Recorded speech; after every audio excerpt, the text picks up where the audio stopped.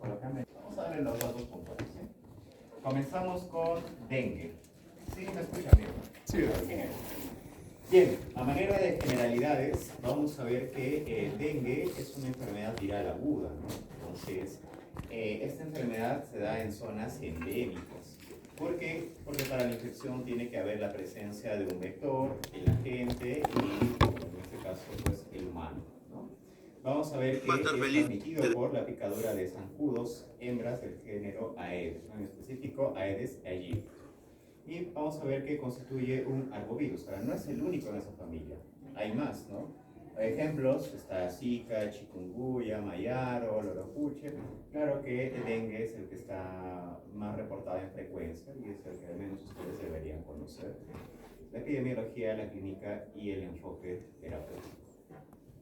Vamos a ver que en etiología es perteneciente a la familia de la Flaviviridae, del género Flavivirus, y hay serotipos, ¿no?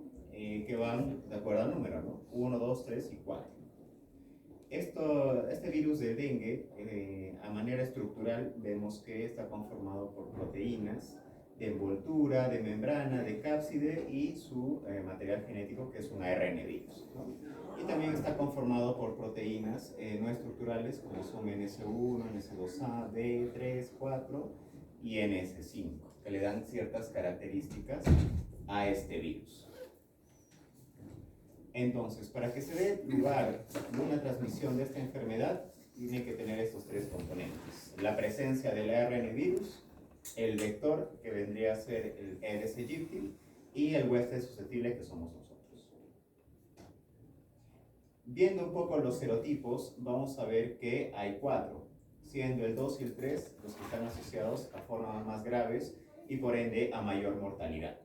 Vamos a ver que cuando una persona se expone al virus del dengue, dependiendo del serotipo, uno va a generar 2 tipos de inmunidad. Tenemos desarrollo de anticuerpos homólogos y desarrollos heterólogos. ¿A qué hace referencia? Los anticuerpos homólogos son aquellos anticuerpos específicos para el serotipo del virus que te has expuesto. ¿Qué quiere decir? Que si yo me infecto del serotipo tipo 1, voy a desarrollar anticuerpos específicos para ese serotipo, que serían los homólogos. Y en ese caso, esos anticuerpos son los que nos duran más tiempo. Por eso tiene a largo plazo. Podría durar de años, ¿no? Incluso hasta de por vida. Pero cuando una persona se expone a un serotipo, también puede desarrollar anticuerpos heterólogos, es decir, anticuerpos específicos para los otros serotipos que no te has expuesto. Pero lamentablemente ese tipo de inmunidad solo dura meses. Es una inmunidad que se pierde. Por eso, en teoría, una persona se puede infectar más de una vez por el virus de dengue, ¿no? En teoría te puede infectar hasta 4 veces. Y tienen que entender que cuando una persona se expone ya por segunda vez al virus del dengue, tiene mayor riesgo de hacer cuadros graves y severos. Bien, vamos a hablar un poco sobre el vector, ¿no? Como vimos, la transmisión se da por el vector zancudo Aedes aegypti, ¿no? Y como pueden ver, esas son sus características, ¿no? Tiene las patitas en unas partes blancas, este mosquito está en zonas endémicas como en región selva, ¿no? Acá en Junín lo tenemos en la selva central. Constantemente hay brotes, tal vez han escuchado, en Chanchamayo, La Merced, ¿no? Que aumentan los casos en lo que va el año, ¿no? Y este mosquito usualmente pica en un horario o muy temprano por la mañana o cuando está iniciando la noche. Incluso eso fue una pregunta del examen para el SERUMS, ¿no? Decía, no tiene nada que ver. Pero, o sea, sí está descrito que en esos horarios suele picar más. No es que solo se despierta tempranito el mosquito y te pica. Que lo haga más frecuente en ese horario. ¿Okay? Listo. En cuanto al periodo de incubación, vamos a tener un periodo intrínseco o endógeno y extrínseco o exógeno. El periodo intrínseco es descrito como el periodo en el cual un zancudo infectante pica a una persona y este desarrolla los síntomas, el tiempo que tarda. En promedio es de 3 a 14 días, pero en promedio 5 a 7 días. En cambio, el extrínseco es el del mosquito, es decir, el periodo en el cual un zancudo que no está infectado pica a una persona que está en la fase febril, o sea, está con el pico de viremia, y este se torna infectante, es decir, que el virus llega a su saliva. Entonces, ese tiempo tarda de 8 a 12 días, en promedio 10 días. Entonces, no sé si alguno de ustedes ha ido a algún hospital de la Selva o de la Merced. ¿Alguien? ¿Ahí? Entonces, si en algún momento les toca hacer su internado o van en alguna rotación, van a ver que en la zona de manejo de dengue, porque está diferenciado, allá todos los pacientes los tienen con mosquitero. ¿Para qué creen que es ese mosquitero? Justamente es para evitar este periodo extrínseco, ¿no? Porque si bien esos pacientes ya tienen la infección, pero los mosquitos que no están infectados, es como si buscaran esos pacientes y los tratan de picar. Ustedes ven el mosquitero, van a ver que hay un montón de mosquitos tratando de picarlos, pero no lo logran. ¿Okay? Listo. Entonces, a nivel de la respuesta inmune, vamos a ver que la presencia de este virus va a generar el desarrollo de dos tipos de inmunidad de virus, ¿no? Una homóloga y una heteróloga. Pero, si nosotros vemos, ¿qué es lo que hace la presencia del virus? Entonces, su presencia hace una respuesta inflamatoria mediada por linfocitos T. Eso activa una cascada de citoquinas y ese proceso inflamatorio, su principal daño lo hace a nivel endotelial. Entonces, cuando generas un daño a nivel de endotelio, aumentas la permeabilidad y eso hace que haya fuga de plasma, extravasación. Pero no solo fuga el plasma, también fuga plaquetas. Por eso esos pacientes, cuando entran a la fase crítica de la enfermedad, pueden generar cuadros de hipotensión, pueden generar sangrado, ¿no? Por la disminución de plaquetas, y puede agravar al paciente. Entonces, parte de la fisiopatología es esa. O sea, todos los pacientes que se infectan de dengue lo van a sufrir. Claro que en algunos va a ser más severo que en otros. Para eso existen los signos de alarma que ustedes deben saber para predecir qué pacientes tienen más riesgo de complicarse y qué pacientes pueden superar esta infección de forma tranquila, ¿no? Porque una cura o un medicamento que combate el virus directo y resuelva esto, no hay. El manejo es soporte e hidratación. Bien, este cuadro es para ver la interacción cronológica, ¿no? Es decir, cómo se comporta el virus en el tiempo. Como vemos, es un virus agudo. Cuando una persona se infecta, lo primero que va a desarrollar es la fase febril. ¿Por qué se caracteriza? Fiebre. Pero también hay otros signos y síntomas, ¿no? Que son artralgias, mialgias, malestar, puede haber náuseas, ¿no? Por eso le llaman la fiebre quebrantahuesos, ¿no? Porque los pacientes lo refieren así, como muy doloroso.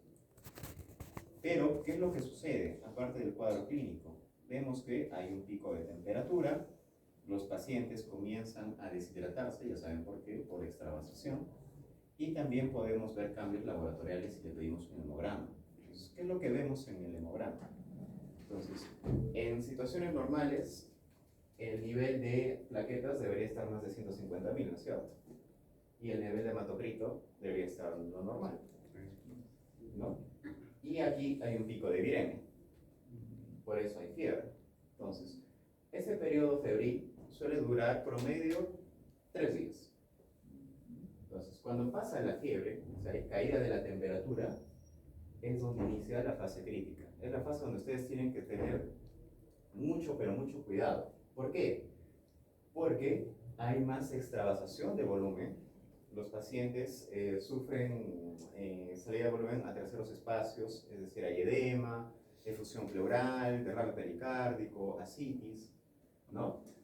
Pueden tener cuadros de hipotensión y a nivel de laboratorial, como hay una disminución de lo que es fuga de volumen, plaquetas, hay una elevación del hematocrito, ¿no? Porque el hematocrito son los solutos, ¿no es cierto?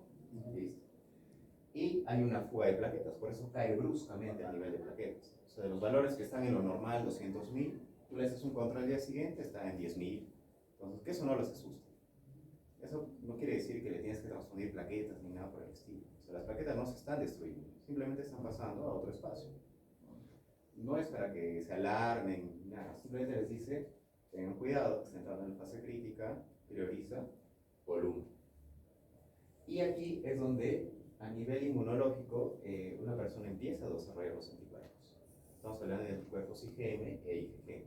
Pero en esta fase difícilmente son detectables porque recién los estás formando. Entonces, esta fase crítica tampoco dura mucho tiempo, ¿no? Dura 3, 4 días. Entonces, cuando una persona supera esta fase crítica, es decir, cuando tú manejas un buen volumen, buena hidratación, reposo en el paciente, miren cómo el nivel de plaquetas sube bruscamente, porque está habiendo un proceso ya de reabsorción del volumen, ¿no es cierto? El nivel de plaquetas sube a su valor habitual, el nivel de hematocrito se normaliza, ¿no? Hay reabsorción de líquidos, los signos de alarma desaparecen y uno ya pues desarrolla los anticuerpos. Entonces, esta parte de aquí es importante de la inmunidad por los métodos diagnósticos que contamos. Nosotros contamos con 3 métodos diagnósticos que lo vamos a ver más adelante. Entonces, hasta ahí fácil, ¿no? Sí, genial. Entonces, el cuadro clínico está descrito como paciente con dengue sin signos de alarma, paciente con dengue con signos de alarma y paciente con dengue grave. Entonces, paciente con dengue sin signos de alarma es aquel en el cual ustedes han confirmado el diagnóstico con una prueba, tiene la clínica, pero con ausencia de signos de alarma. Entonces, ¿qué síntomas tiene? Tiene náuseas, puede haber vómitos, puede haber exantema, que es típico en el dengue, puede haber cefalea, dolor retroocular, mialgias, artralgias, petequias, ¿no? Y en algunos pacientes pues, puede haber leucopenia, ¿ya? Entonces, esos son los signos habituales en dengue. Paciente con dengue con signos de alarma tiene todo lo mencionado, pero también los signos de alarma. ¿Cuáles son? Dolor abdominal. ¿Qué más? Vómitos, pero vómitos persistentes, que te lleva a la intolerancia oral. ¿Qué más? Acumulación de líquidos. Ya sabemos que es por extravasación. Entonces puede haber effusión pleural, ascitis, derrame pericárdico, puede haber sangrado, pero usualmente es en mucosas, es decir, a nivel de encías, epíxtasis, en el caso de mujeres puede aumentar el volumen de la menstruación, en el caso que lo esté haciendo, puede haber irritabilidad en el paciente, puede haber hipotensión postural y al examen físico pueden ver hepatomegalia, ¿no? Más de 2 centímetros de aumento. Y en el caso de dengue grave, debe de tener los siguientes criterios, ¿no? Demostrar que es un caso de dengue, pero asociado a shock, ¿no? O falla de algún órgano, es decir, dificultad respiratoria, injuria renal, hepática, puede haber sangrado, pero que es un sangrado grave, una hemorragia, no controlada, ¿no? Trastorno del sensorio también, ¿no? Y básicamente compromiso de algún órgano, ¿no?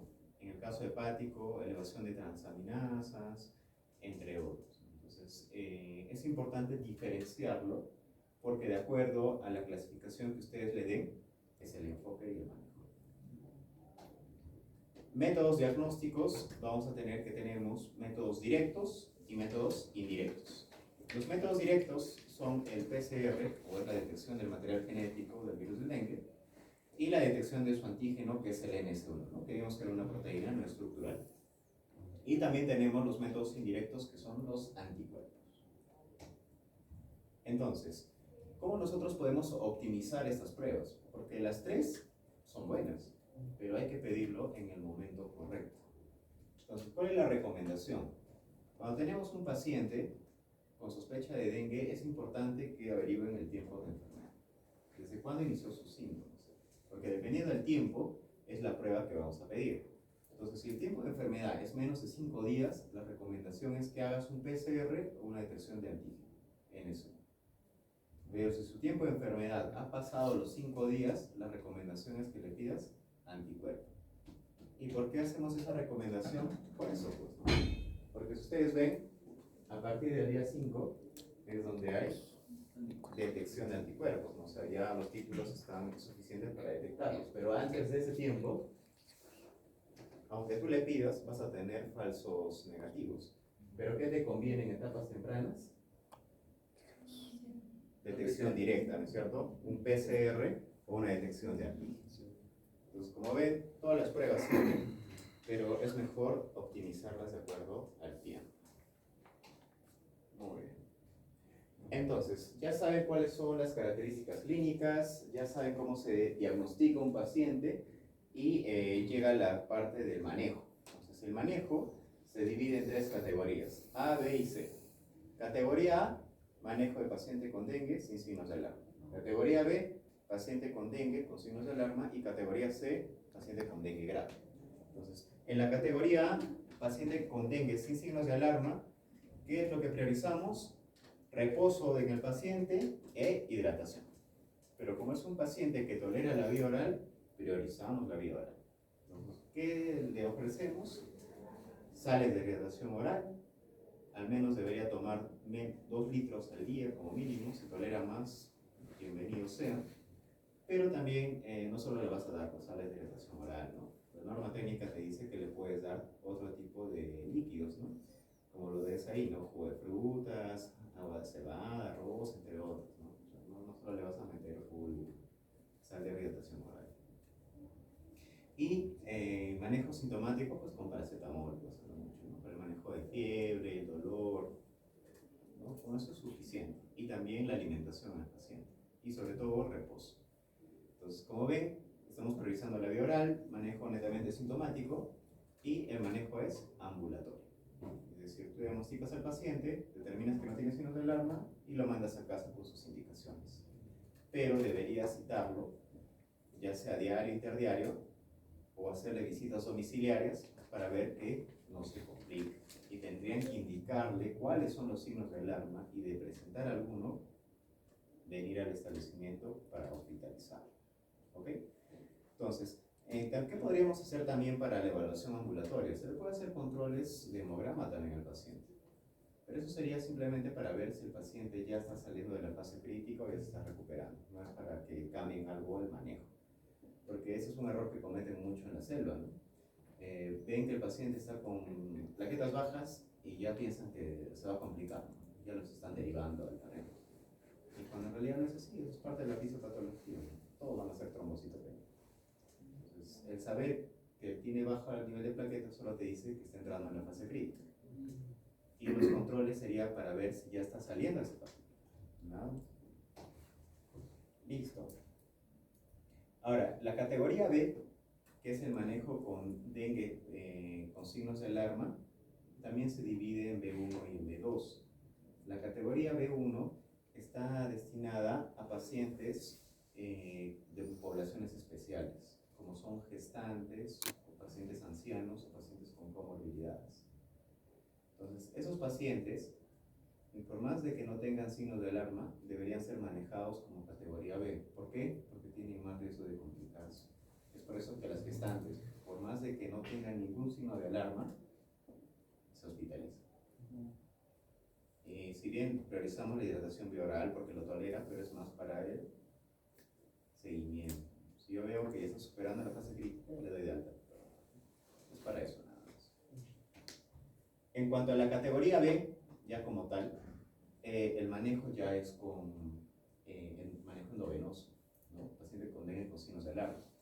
Entonces, ¿cómo nosotros vamos a manejar los volúmenes? El volumen se maneja con cristaloides, cloruro de sodio. ¿Cómo se da la infusión? La infusión inicia con 10 mililitros kilo hora y en promedio es en 1 a 2 horas. No es que le van a dejar con ese volumen pues, todo el día, porque se supone que el manejo del dengue es un manejo hospitalario y que es con un médico a tiempo completo al costado del paciente. ¿Por qué? Porque si nosotros damos demasiado volumen, nos vamos a ir al otro extremo. Recuerden que está extravasando, entonces van a producir mayor edema, o edema de pulmón, o incluso puede hacer un paro cardíaco por tamponamiento cardíaco. Entonces, hay que tener cuidado. Entonces, ¿cómo ustedes van a darse cuenta si están hidratando bien y ya deberían bajar el volumen? Uno, viendo disminución de los signos de alarma. Es decir, si el paciente tenía dolor abdominal, cuando la hidratación debería ir disminuyendo. No es que le van a dar para el dolor tramador y así, no para nada. Esos signos de alarma simplemente son predictores. Tú hidratas y va a ir disminuyendo.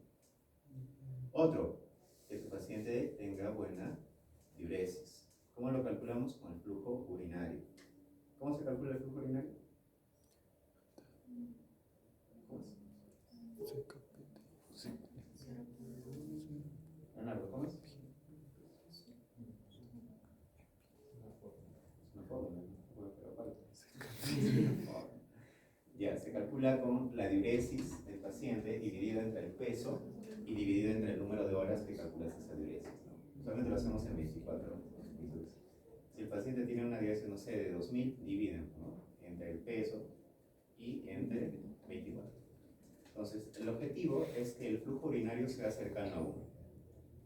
Si ustedes ven que es más de 1, significa que están sobrehidratando al paciente, disminuyen el volumen. Si ven que están menos de 1, tal vez están dando muy poco. Tiene que estar cercano a 1.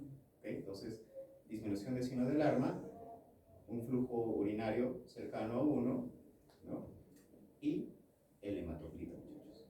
Entonces, si el hematocrito ya está disminuyendo, los signos de alarma están disminuyendo, tiene buen flujo urinario, le bajan el volumen de 10 a 5 a 7 y le dan por un periodo de 2 a 4 horas y replantean otra vez, ¿no? Estás orinando bien, estás disminuyendo signos de alarma, tu PAN está más de 65, tu hematocrito está bajando, le bajan el volumen de 3 a 5. Replantean, igual le bajan el volumen de mantenimiento de 1 a 2, ¿me entienden? Así se maneja.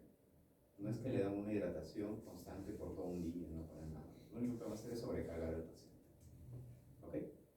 Listo.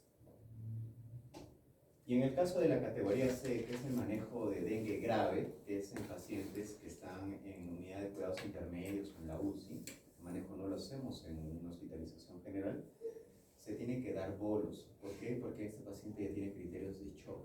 Entonces tienes que darle volumen. ¿Y cuánto damos? Iniciamos con 20 mililitros por kilo, ¿no? Y evalúan al paciente. ¿Cómo van a evaluar? Se responde con la PAN. El objetivo es que la PAN esté más de 65. Entonces, si ustedes ven que la PAN supera 65, le bajan el volumen a 10. Y hacen lo mismo que hicieron en la categoría B. Pero si tu paciente sigue hipotenso, das otro volumen. Si persiste hipotenso, repites el volumen. Y si mejora, ya van bajando la infusión, como vimos anteriormente. Igual guiándose con el parámetro del hematocrito, disminución de los signos de alarma y una buena diuresis. ¿Ok? Claro, ¿verdad? Sí. Listo.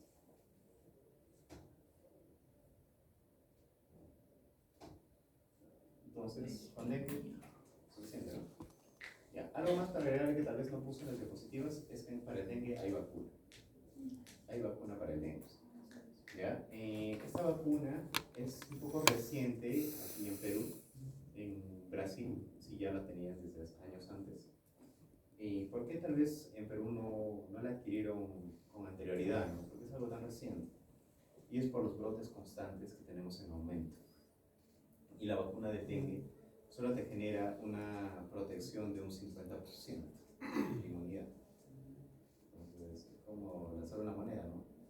Si te vacunas, 50% puede que haga la enfermedad de otro. Entonces, en otros países como en África, donde su tasa de dengue es altísima, bueno, ellos les benefician mucho, ¿no? Y en Brasil también. En Perú, como vamos en aumento, pues sí no se debería inmunizar a la población que vive ahí. Pero bueno. Bien, ¿alguna pregunta ahí? ¿Con él? ¿Claro? Listo. Entonces pasamos a Leishmania. Bien, vamos a ver que Leishmania la leishmaniasis, mejor dicho, es una histoparasitosis producida por un protozoo, ¿no?, del género Leishmania, de localización intracelular. Entonces tiene actividad contra el macrófago, caracterizada por lesiones que pueden ser cutáneas, pueden ser mucosas, pueden ser viscerales o combinación de estas, ¿no? Y es transmitida también por un vector, ¿no? Es un flebótomus, es del género Lutzomia, ¿no? Y también existen reservorios domésticos y silvestres, ¿no? Es decir, el humano no es el único afectado. También puede ser perros y también roedores, ¿no? Vamos a ver que la leishmania que afecta al humano se divide en subgéneros, ¿no? Del Nuevo Mundo y del Viejo Mundo. Y también tiene un cierto tropismo, es decir, hay géneros de leishmania que afectan o hacen solo afectación visceral, ¿no? Como son Leishmaniasis donovane, infantum, que son tipos de leishmania que no la tenemos aquí, ¿no? Eso lo vemos en África. Otros que tienen dermotropismo, que son las que hacen la leishmaniasis cutánea. La que tenemos aquí es la leishmaniasis peruvia y también la brasilensis. Y también tenemos afectación mucosa, que la que tenemos aquí es la brasilensis. Entonces, tal vez en sus prácticas han visto pacientes con leishmania, algunos que tienen afectación netamente cutánea, otros que tienen afectación mucosa y otros que tienen combinado, ¿no? Tanto en la piel como en la mucosa. ¿Se ha visto, no? Sí. Hay días Ya. Entonces, de acuerdo a la morfología, vamos a ver que la afectación principal es a nivel del macrófago. Entonces, el mosquito, cuando pica, se tiene leucemia infectado, lo que libera son los probamastigotes, ¿no? Entonces, esos probamastigotes van a penetrar el macrófago y en condiciones habituales deberían ser fagocitados y ahí debería terminar el problema. Pero como una medida de defensa, esos probamastigotes cambian a mastigotes y no pueden ser fagocitados. Entonces crecen en tamaño, rompen el macrófago y hacen una respuesta inflamatoria mediada por linfocitos T. Y es lo que genera el daño que ustedes ven clínicamente, ¿no? Esa lesión ulcerosa que no sana y con el tiempo progresa. Y vemos aquí la partición de los linfocitos T, ¿no? Hay una respuesta inmune tipo 1, una tipo 2, donde participan factores de necrosis tumoral, interleuquinas, respuesta citotóxica y hacen una afectación intracelular. Entonces, ¿qué presentaciones vamos a ver?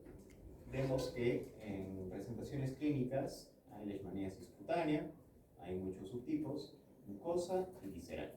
En la leishmaniasis cutánea vemos que lo más característico es esa forma ulcerativa que ven ahí, ¿no? Que es en el dorso de la mano. Muy bien delimitado, profunda, de acuerdo al tiempo se puede extender o puede afectar más planos.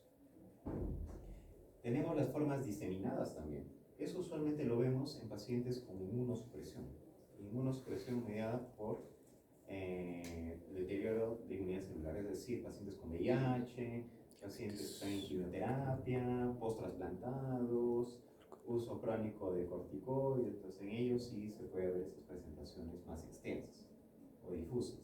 Y también tenemos las formas atípicas, ¿no? Es decir, que las lesiones no son tan sugestivas y salen en ubicaciones poco habituales, ¿no? Tenemos también la leishmaniasis mucosa, que puede comprometer boca, senos paranasales, ¿no? Laringe. Y tenemos la leishmaniasis visceral, ¿no? Como se evidencia ahí, ¿no? Que es un paciente que tiene afectación hepática y del vaso. ¿No? Pero son presentaciones que aquí en Perú no es frecuente, no es habitual. Muy raro que algún tipo de leishmania como Perú y en las resiliencias a veces. Más lo vemos en casos importados, ¿no? Pacientes que vienen de zonas donde se reportan como África, ¿no? Tal vez por un viaje o un turista que fue allá y retornó que se infectó, ¿no? Y estas son algunas imágenes, ¿no? Eso es en el caso de un paciente que tiene a nivel de la palma, ¿no? Una úlcera grande, está sobreinfectada, por eso está eritematoso y hay secreción, ¿no? ¿Y eso qué presentación sería? Cutánea. Es una leishmaniasis cutánea. Aquí es en otro paciente que tiene la afectación a nivel del talón, ¿no? Del pie izquierdo. También bordes delimitados, profunda, y también es una presentación cutánea. Este es en otro paciente que también se ve una presentación cutánea, ¿no? Es el más profundo. Es el enfermedades más nueva. Este es en otro paciente que tiene afectación a nivel retroauricular, ¿no? Que también está sobreinfectado y está sangrante. No está así porque le habían hecho una biopsia previamente, porque un diferencial era descartar neoplasia. Y este es en un paciente donde tiene afectación a nivel de nariz y tuvo una evaluación por otorrino y también tienen senos paranasales, ¿no? Constantemente venían con cuadros de ixtasis. Entonces, ¿qué afectación sería ahí?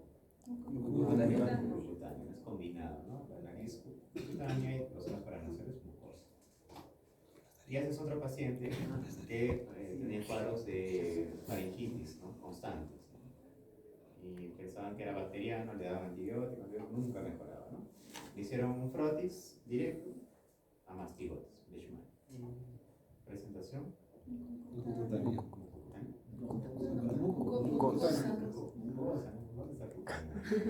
La nariz no sé. La nariz. Listo, entonces, clínicamente no es muy difícil llegar a sospecharlo, pero van a ver que hay muchos diferenciales, porque esta es una infección que se reporta bastante en la selva. Entonces, diferenciales para esta lesión ulcerosa crónica, pues son muchas, ¿no? Puede ser una infección fúngica, puede ser una neoplasia, puede ser un Mycobacterium. Entonces, hay que confirmarlo.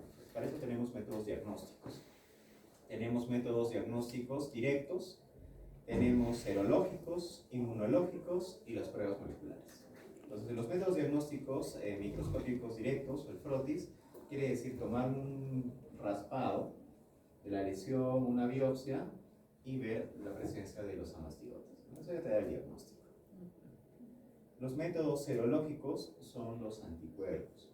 Entonces, para que una persona desarrolle anticuerpos también tiene que pasar un periodo de tiempo, al menos 3 meses como mínimo. ¿Y por qué método detectamos estos anticuerpos IgG? Es por el método de inmunofluorescencia indirecta o IFI. Entonces, cuando nosotros pedimos el IFI, tenemos que valorar los títulos. Entonces, si los títulos reportados son más de 1 en 40, ese resultado es positivo. El paciente puede tener una infección por Leishmania, o también pudo haber tenido en el pasado una infección por Leishmania. O sea, no te diferencia, solo te dice que ha desarrollado inmunidad.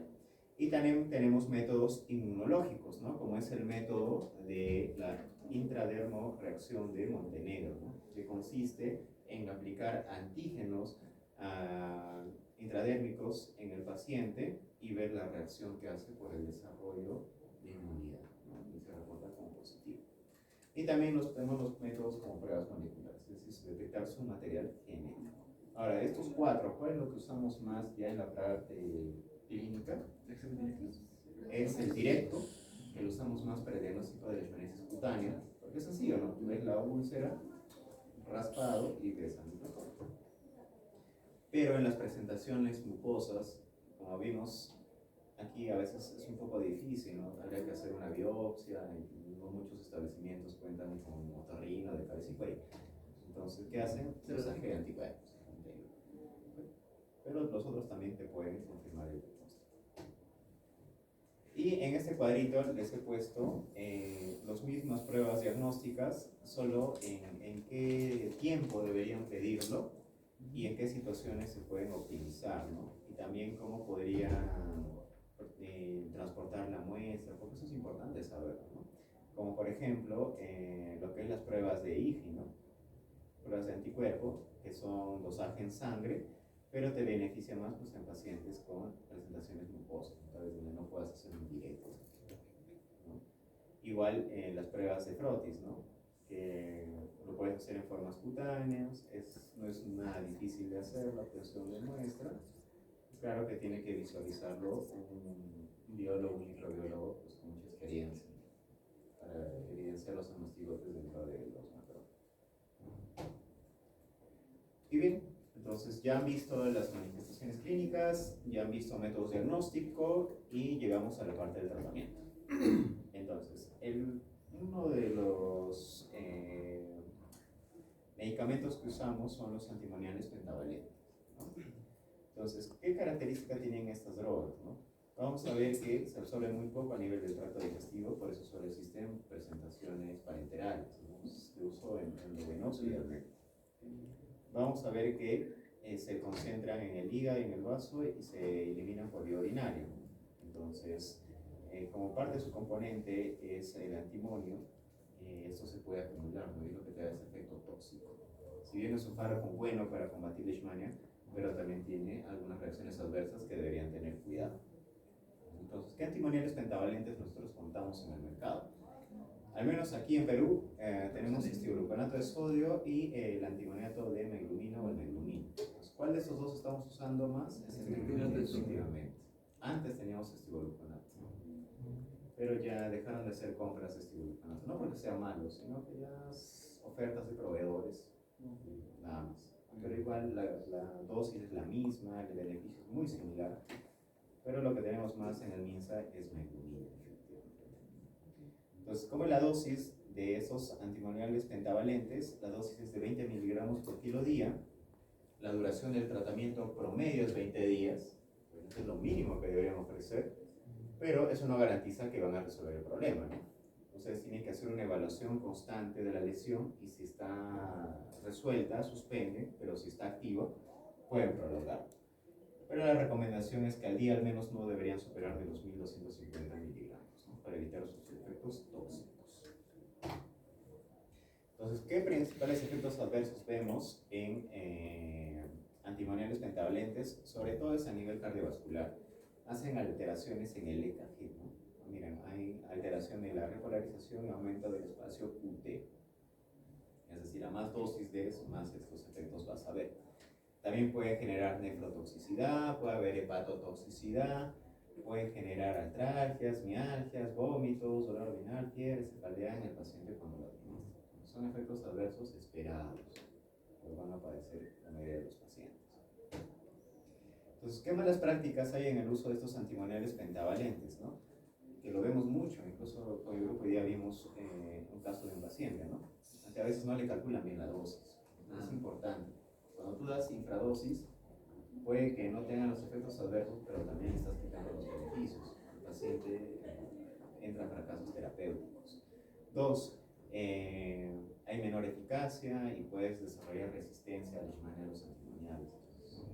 Otro, ustedes están en la obligación de explicarle al paciente que esos efectos adversos muy posiblemente los va a padecer.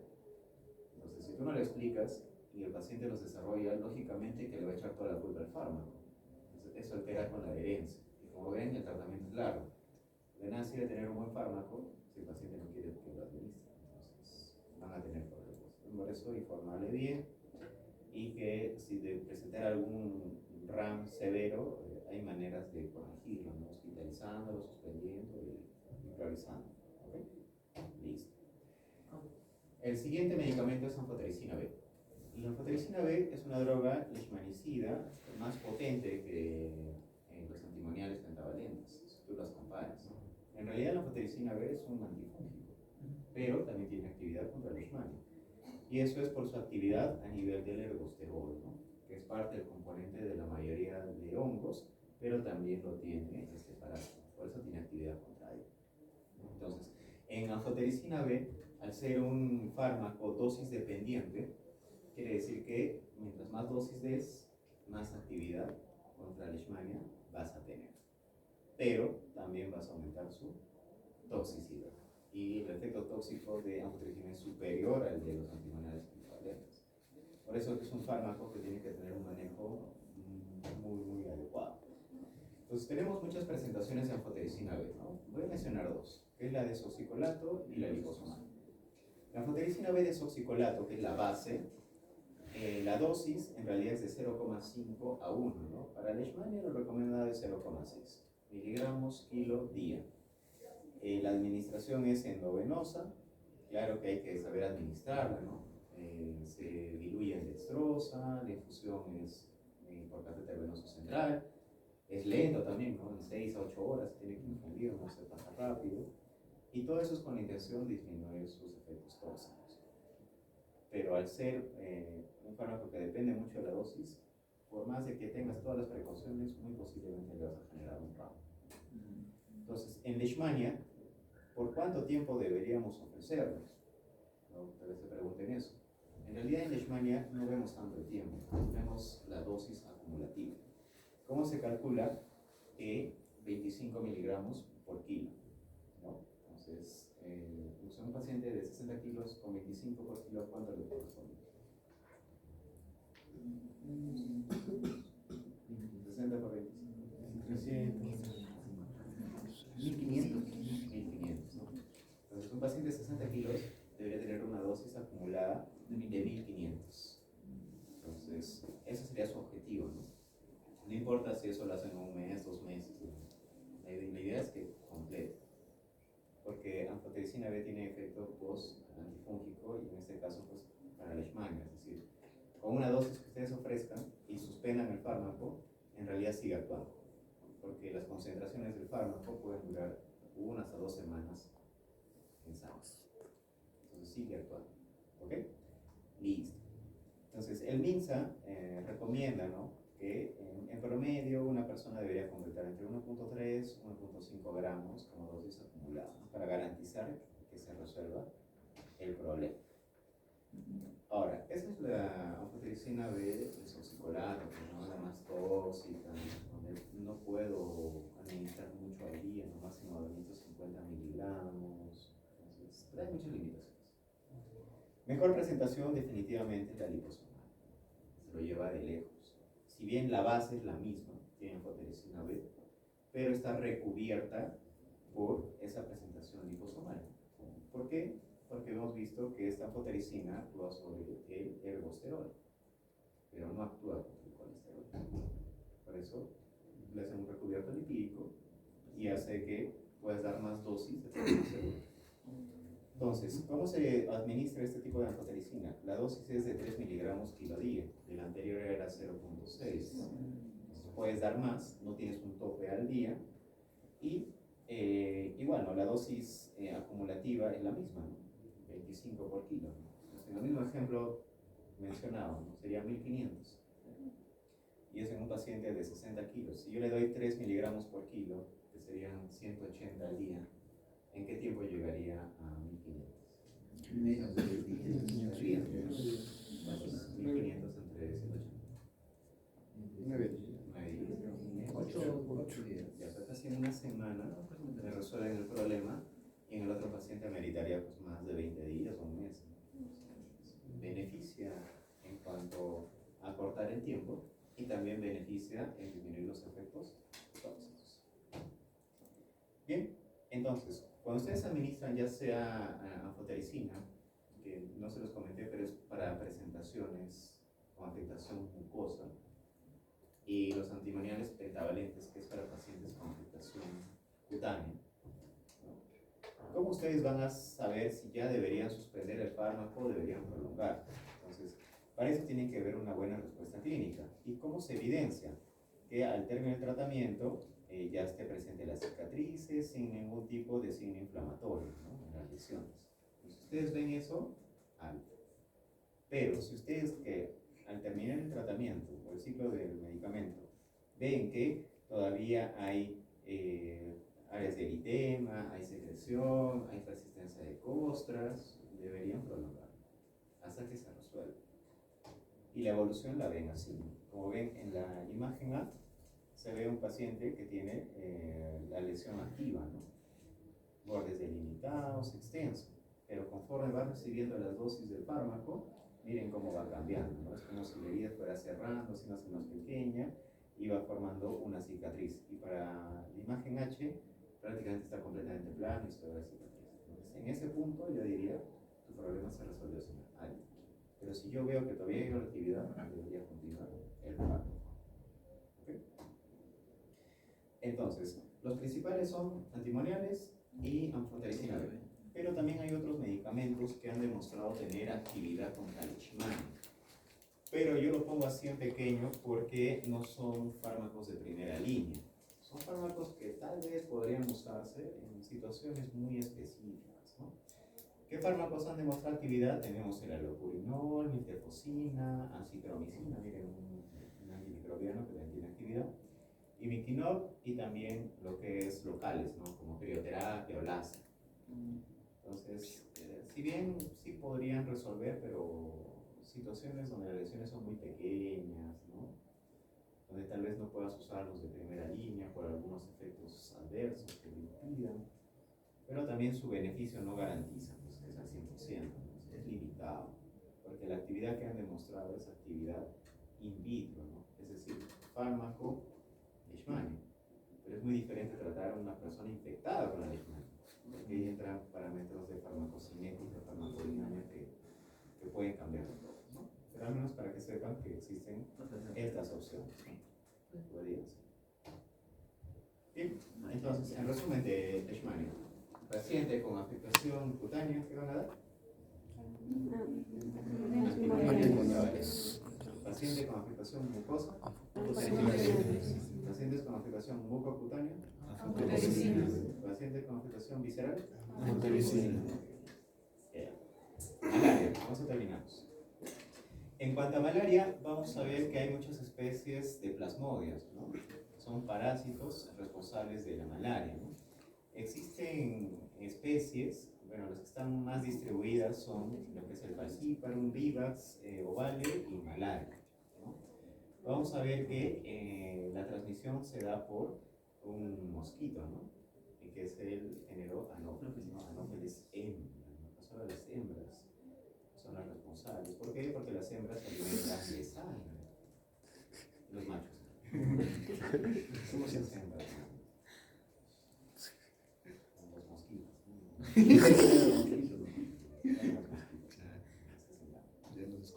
Ya.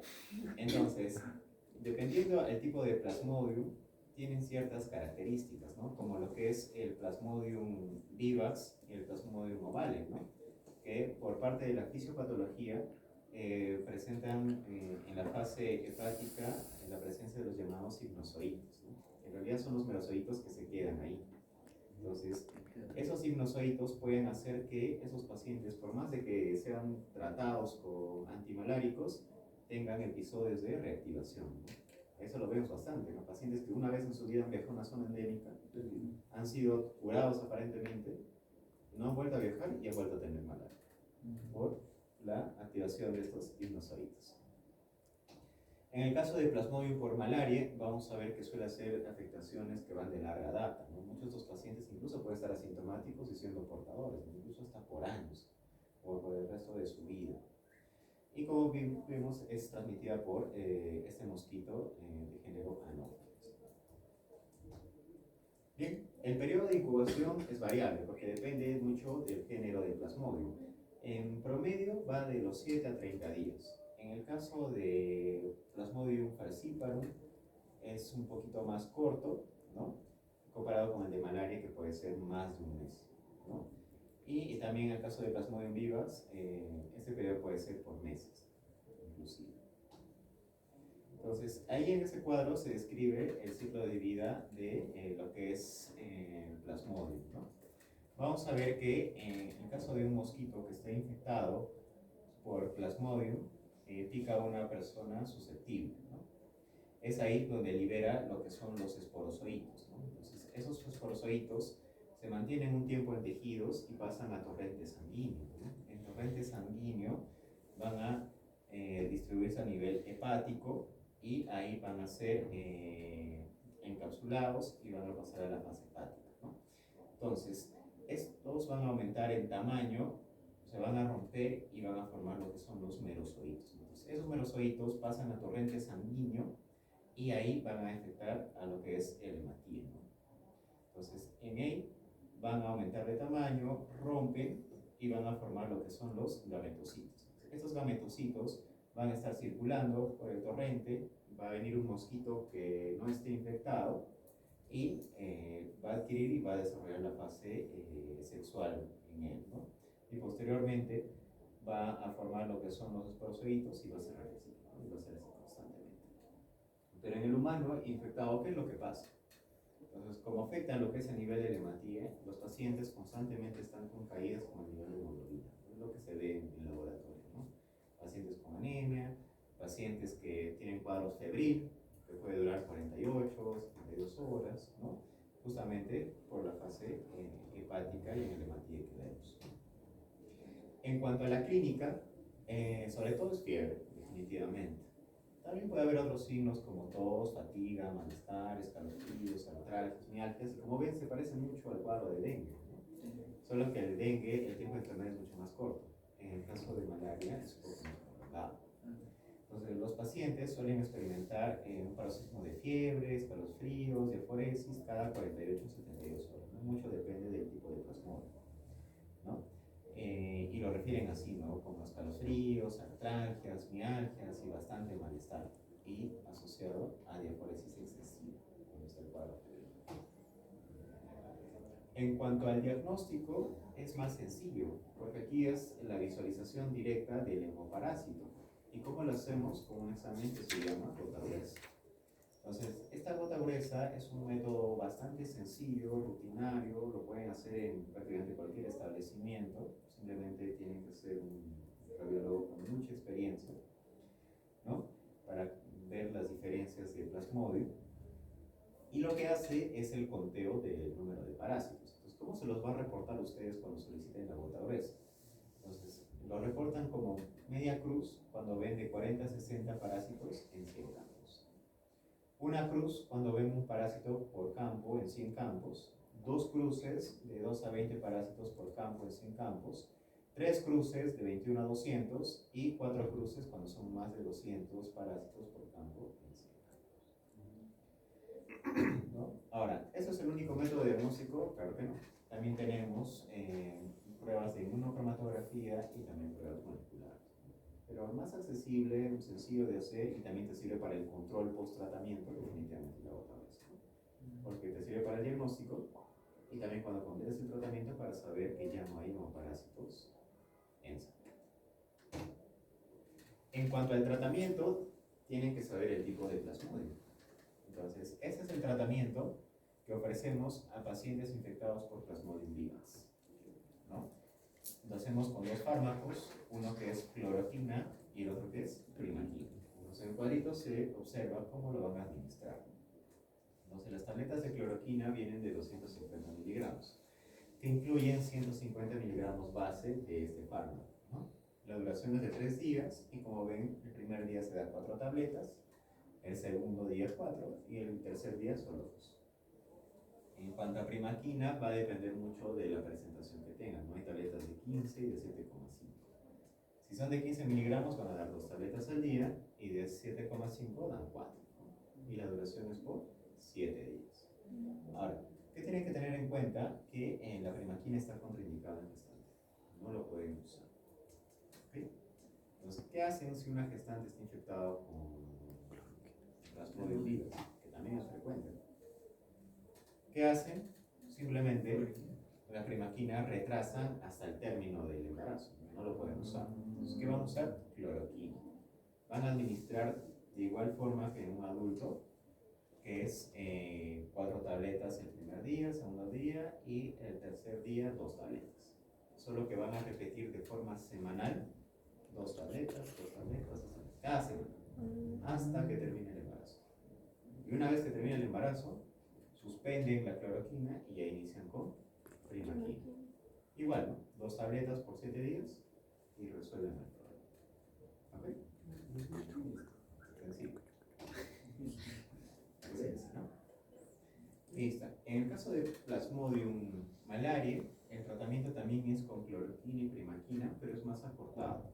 Damos de cloroquina 4 tabletas al día por 3 días y de primaquina solo damos una dosis única de 3 tabletas. Y con ello garantizamos que la infección se resuelva. Igual, si es una gestante que está infectada con este tipo de Plasmodium, ya saben que no pueden usar primaquina cuando está tiene que terminar el embarazo. En el caso de Plasmodium falciparum, aquí tenemos que dar tratamiento con artesunato, mefloquina y primaquina. Entonces, el artesunato se usa en tabletas de 250 miligramos, una tableta diaria por 3 días. En el caso de mefloquina, son 3 tabletas al día por 2 días. Y en el caso de primaquina, esto es una dosis única de 3 tabletas. Y con eso se resuelve. Ahora, este manejo que les estoy dando por cada tipo de Plasmodium es para pacientes con malaria, pero no complicada. Porque en malaria también hay signos de complicación. Y estos son los signos de malaria grave.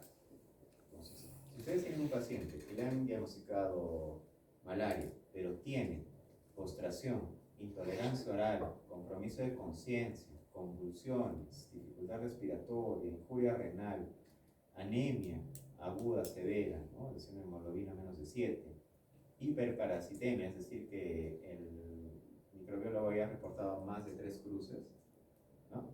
Ictericia, hipotensión, ¿no? Acidosis metabólica o trastorno en la coagulación, ya entra en el concepto de malaria grave. Entonces, cuando ustedes definen qué es malaria grave, el manejo ya no es el mismo que hemos visto anteriormente.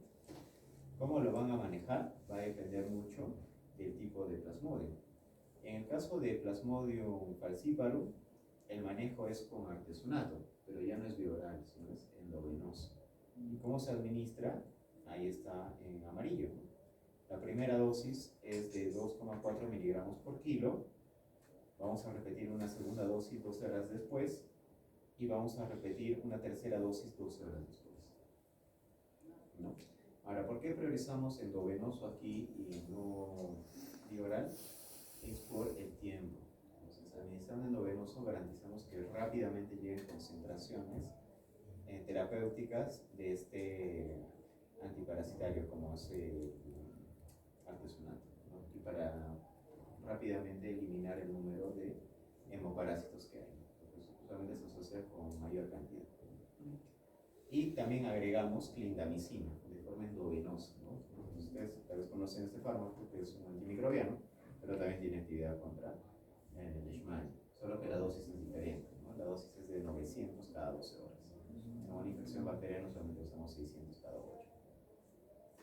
Y en el caso de malaria grave por Plasmodium vivax, también es artesunato endovenoso, de la misma forma, clindamicina, y le agregamos aquí primaquina, ¿no? Para combatir los hipnozoides. ¿Y no?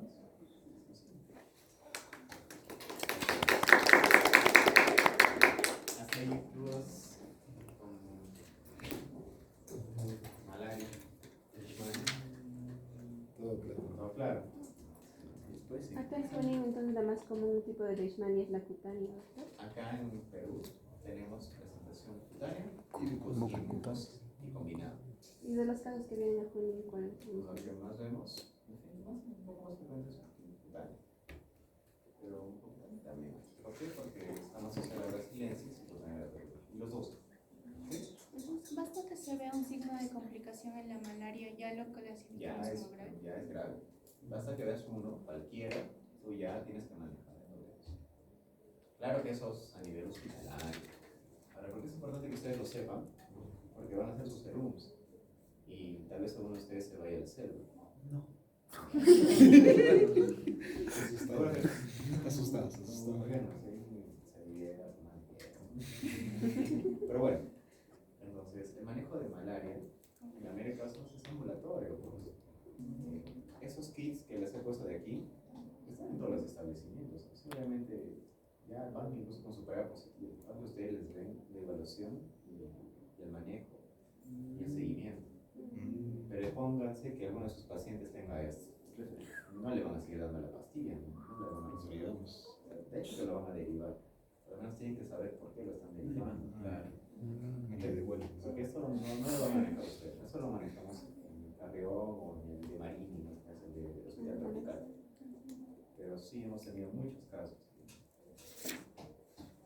Listo. ¿Algo más, chicos? Ya, fijas. Fijas. Ya, fijas. Siempre, ¿no? Ya, de dengue, de hecho, que tienen que saber el manejo, pues, chicos. Sobre todo eso del parito chiquito. ¿Cómo van a dar el volumen de todo? Porque ahí no hay más cosas que hacer, ¿no? Es hidratación, soporte y control de diuresis, hematocrito y disminución de cimenterapia. No hay más. Puede que venga uno de categoría C y otro de categoría B. Es importante, ¿no? Categoría no, pues sí, darle penetración oral y paracetamol. En Leishmania, definitivamente es el tratamiento. Las dosis y también los efectos adversos. Bueno, de anfotericina B no está ahí, pero se los digo, ¿no? RAMS de anfotericina B, hepatotoxicidad, cardiotoxicidad, trastornos ciberdialíticos, hipocalemia, hipomagnesemia, hacen rash térmico, hacen fiebre, hacen plebitis, náuseas y vómitos. Son los más frecuentes, en realidad son puede que venga un doctor. Y también igual, ¿no? De los antimalarios pentavalentes también, sus efectos adversos, sobre todo estos, ¿no? Que hacen a nivel del ECA. ¿Sí? ¿Qué más? De malaria,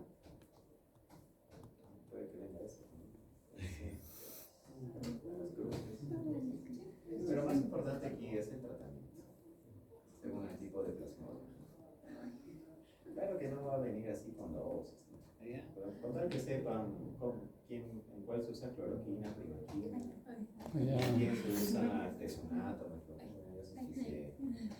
Ay, sí. Y de esto de cajón va, ¿no? De malaria grave, pues eso es obligatorio. Y nada más, ¿no? También aquí puede que venga una de como el manejo, ¿no? Que es con artesonato, clima, limpieza de óptima. Cosas sencillas, chicos. ¿Ok? Gracias.